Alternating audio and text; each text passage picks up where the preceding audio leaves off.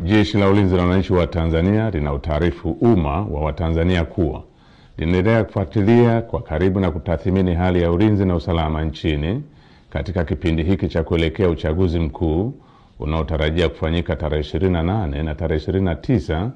mwezi Oktoba mwaka 2025 kama ilivyotangazwa na Tume Huru ya Uchaguzi nchini na Tume ya Uchaguzi Zanzibar. Kwa ujumla, Jeshi la Ulinzi la Wananchi wa Tanzania linaridhishwa na hali ya usalama iliyopo nchini katika kipindi hiki ambacho vyama vya siasa vinaendesha kampeni zao kwa kuzingatia matakwa ya kisheria, kuheshimiana na kuvumiliana kunakooneshwa kupitia kwa wagombea wao wa ngazi za urais, ubunge na udiwani. Jeshi la Ulinzi la Wananchi wa Tanzania linaviomba vyama vya siasa kuendeleza hali ya amani na utulivu wakati wote wa kampeni, kupiga kura na baada ya kupiga kura. Katika hatua nyingine,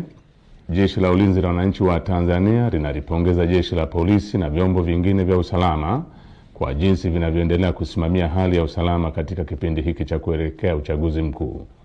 Aidha, jeshi linawapongeza wananchi kwa kuendelea kutumia haki yao ya msingi ya kushiriki kwa amani na utulivu katika kusikiliza sera za vyama mbalimbali kupitia mikutano ya hadhara inayoendelea kufanywa na vyama vinavyoshiriki uchaguzi mkuu kwa ngazi mbalimbali